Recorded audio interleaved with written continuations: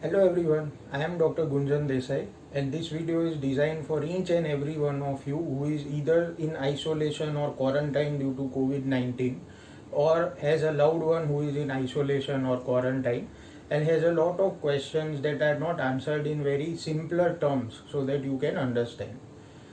So we will discuss most of the questions that are asked in five specific targets. And if you achieve all these five targets, there is a very high likelihood that you are going to recover from COVID in isolation or quarantine. First is we will understand which days of the disease are important. So when you do a virtual consult, you may be asked how many days. So why this is important, we will see. We will see the different tests that are important. We will see the different medication that you can be prescribed and the monitoring of the patient which you need to do for your family member or on your own to help your doctor. Apart from this, I said five, and the fifth one is very important, and that is taking care of your mental health. Before I go into this discussion of these five key points, remove the red A, it is beware, and if you keep it, it is be aware. So you need to beware also, and you need to be aware also in the time of COVID. Be aware is a sign of hope because only 1% of patients succumb to this disease. So there is 99% chance that you are going to recover. So don't get anxious, get treated, know what to do and when to do. And if you take early and appropriate treatment, there is a very high chance that you are going to recover and at home only. You may not require an admission. At the same time, you need to beware of some points that you should not ignore symptoms. Most of the patients who go into severe disease are patients who have not started treatment in the first 5 days of getting the symptoms. Important point is consult a doctor. Always get tested if you have symptoms and irrespective of the test results, take proper isolation and quarantine precautions. Other than this, most important point is follow physical distancing, wear mask appropriately, use hand sanitization because prevention is the key. If you use these techniques properly, you can prevent yourself from contracting COVID. So now we go into our 5 points. The first point is timeline. The timeline starts and we can label it as day one. Day one can be onset of symptoms, or for asymptomatic people, it can be positive RT-PCR test. From day one till the disease ends is where we have to monitor. So monitoring I'm going to cover next, but yes, you have to monitor from day one till the disease lasts. So day one is labeled as onset of symptoms or positive RT-PCR test. From here, the monitoring starts, and day five is one of the most important landmarks in this disease journey. This is because if we want to do an HRCT in a mild case or in a moderate or severe case, do want to do blood tests. Many patients get admitted around this day, and there are some treatment decisions of injections which again start at day 5. So this is an important landmark and monitoring becomes intense in the second week. So day 7 to day 10 is the time when a lot of patients deteriorate, and that is why second week is a week of intense monitoring where your doctor may order different tests at different times. Do all of them only in consult with a doctor. If you cross this last landmark, that is day 14 to 17, you have essentially recovered. Issues that can persist are fatigue or anxiety, which can be taken care of with appropriate management. Questions at this phase are simpler: till when to isolate, what medications to continue, when to resume normal work, and that we can discuss towards the end of this presentation. Whom to isolate. So all mild cases, that is RT-PCR is positive or negative, but you have symptoms of COVID, body ache, headache, redness of eyes, persistent diarrhea, high grade fever, sore throat, any of the symptoms. I am sure all of you know the symptoms by now. But all patients who do not have breathing difficulty, who do not have a drop in saturation, we will see what saturation is, who do not have dehydration, and whose temperature, respiratory rate, and pulse are within normal range. We will see how to monitor all these things. But all patients who have mild disease, RT-PCR positive, and none of these alarm factors, or all those who are asymptomatic, these are the patients who are isolated. So now let us see how to monitor these home isolation patients or family members, because this is the most important part of this presentation. How to know that they are deteriorating or they are improving. The first is saturation. What is saturation? It is the oxygen carrying capacity of the blood. I am sure all of you have seen this oximeter. Saturation, or SpO2 as it is written on the machine, should be above 95. If it is going less than 94, that is a sign. Consult a doctor, because sometimes the machine may be faulty or you may be holding it in a wrong way. So there are a lot of problems that can occur when we are managing these things at home. So don't get anxious. These are the points where you should immediately consult a doctor. So first point is saturation, morning and evening. Second is temperature with a thermometer, morning and evening. Again, the SpO2 machine shows the pulse. Pulse less than 100 is okay. Anxiety can also increase the pulse, so don't get worried if you see a pulse of 120. Just inform your doctor. Other is breath holding time. Just take a long breath and try to hold it for more than 1 minute. If you can hold your breath for more than 1 minute, the disease is not very severe in you at the moment. Other way of monitoring this is if you need frequent breathing, if you need a very fast respiratory cycle, count wise, if you need it more than 24, that is a sign that you may need admission or heavier treatment. Other thing is do a 6 minute walk test. That is, walk as fast as possible for 6 minutes and measure the saturation. If the saturation changes by 5, say before walking the saturation was 98 and then it becomes 91, then it is a sign that you may need heavier treatment, right? So these are the 6 very important points that you need to note. I always advise all my patients to maintain a chart of this morning and evening for all the 14 days. Another important thing that you have heard is to sleep on tummy, or what we known as prone position. Now, it does not mean that you just keep lying on prone position. There are steps to it, and these have been released by Ministry of Health and Family Welfare India. But just to highlight, the point is that you have to keep changing position every 30 minutes to 2 hours. 30 minutes to 2 hours you can lie on your belly, then on your left side, then on your right side, then again you can lie prone, you can sit up for 20 minutes. So all these different positions you have to adopt. You can do it stepwise like this presentation, and you have to adopt all these positions for 30 minutes to 2 hours. So now when you are monitoring yourself or a family member, what are the signs to look for? If the fever is not reducing, if you have high grade fever for more than 2 to 3 days after starting the treatment, if the pulse is more than 100 and it is staying there even after starting the treatment, if saturation or SpO2 on your oximeter falls below 95, if respiratory rate is more than 24, this is a time when you may do a CT scan, or if you have already done a CT scan, if the severity score is more than 8 out of 25, it is moderate disease, and more than 17 out of 25 is severe disease. We will not go into details of it, but you should remember 8 and 17, because these are scores where you need aggressive treatment. If you experience breathing difficulty, and if you have chest pain or very severe headache which is persistent and non-resolving, these are some of the warning signs where you need to inform your doctor and where you may need higher treatment or admission depending on your doctor's evaluation.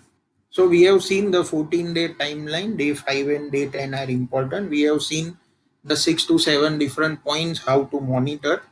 Now we will see different. So you have three predominant testing modalities. One is the throat swab or the RT-PCR test. Second is a CT scan, which is known as HRCT or high resolution CT scan.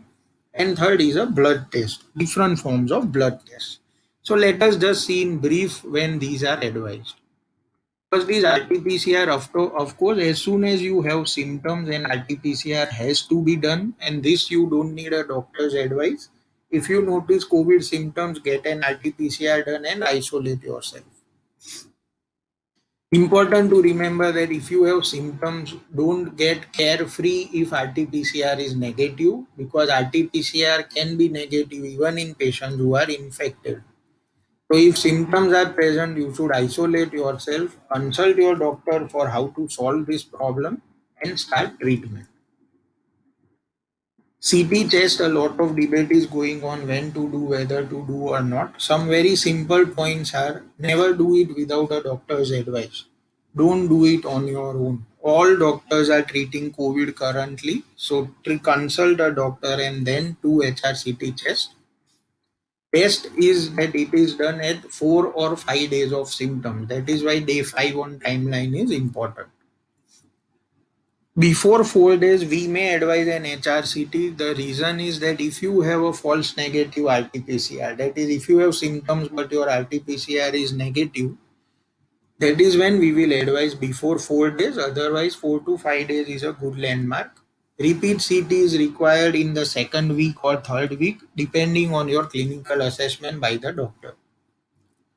Coming to blood tests, all of you have heard these names. Important ones are C-reactive protein. If CRP is rising, we call it CRP. If CRP is rising to more than 70 or more than 100, it means that you may need admission and advanced treatment. If D-dimer is rising, it is a marker that you may need a blood thinner prescription, which may be Clexane or Eliquis, which is a tablet. Interleukin 6 is a marker of inflammation. Again, it may indicate a need for tocilizumab depending on the clinical setting and the days from the symptoms. So these are some of the common blood tests. Again, when they should be done, always after 4 to 5 days, unless clinically indicated by your doctor. Blood tests are required only when doctor prescribes them. So don't do it on your own. Do it at clinical discretion of your doctor, who will repeat it as and when. The second line point in this is medication. Again, a very discussed point, but we will focus on home isolation only. What medicine you can take during home isolation. So let us have a look at that. So home isolation medication, I'll divide into three different categories. One is symptom based. That is, if you have fever, you will need paracetamol. If you have diarrhea, you will need medication to stop diarrhea. If you have cough, you need cough syrup or tablets like Solvencold and an antacid to cover all the other medication. Next group is to boost your immunity. Vitamin C 1 gram per day, a multivitamin like Bicosul, Bicozin. Vitamin D 60,000 units is commonly available as sachet or capsules, and zinc 50 milligrams per day is the recommendation. So these are immunity boosters and supportive medicines which don't harm. So these can be used. Third group is specific medication, and this is the group where you have to rely on your doctor to start. Antibiotics, the most debated topic in home isolation. Yes, we are using antibiotics: azithromycin, ivermectin, doxycycline. You don't need to go into the names, but these are the commonly used antibiotics in mild cases. Antiviral is Febiflu or Favipiravir. So these four drugs is what is started in home isolation. Currently, the AIMS guideline is also advising inhalational steroids in mild cases, which your doctor can prescribe. The first two groups you can take on your own, but the last group always take after consulting a doctor. Now, there are some home based remedies which boost immunity, like green tea, turmeric, milk, fresh fruits, and warm water with tulsi, mint, honey, and lemon. These are very commonly asked to us: can we take this? The answer is yes. Important measures are physical distancing. Once you have COVID, RT-PCR positive, or you are symptomatic, isolate yourself to protect your family or your work group or your society. Please wear a 3-ply mask or a N95 mask at all times, even inside your house and outside your house, whenever you are going to come in contact with someone. Hand hygiene is very important. Take lot of fluids because you may have sore throat in this condition. Hydrate yourself well because you are going to take a lot of medications also. So hydration is very important. Warm water, as I've already said, is very helpful in different ways. One is warm water gargles to clear your throat. Even if you are taking inhalational steroids, you will need warm water gargles to clear your throat. Steam inhalation helps, and drinking warm water also helps with or without immunity boosting additives. Diet, I would say take diet as for sore throat. Avoid fried, fatty, and oily food and increase protein in your diet. A balanced diet is best, and Indian diets are usually balanced. So, that is your best diet to go to. Last but not the least is your mental health. So please take care of your mental health. Yoga, meditation, family time, books, music, mandala art, Zen tangles, whatever helps you, just do it and take care of your mental health. Avoid anxiety and depression. If you are feeling it, seek help. It is very important to be kind.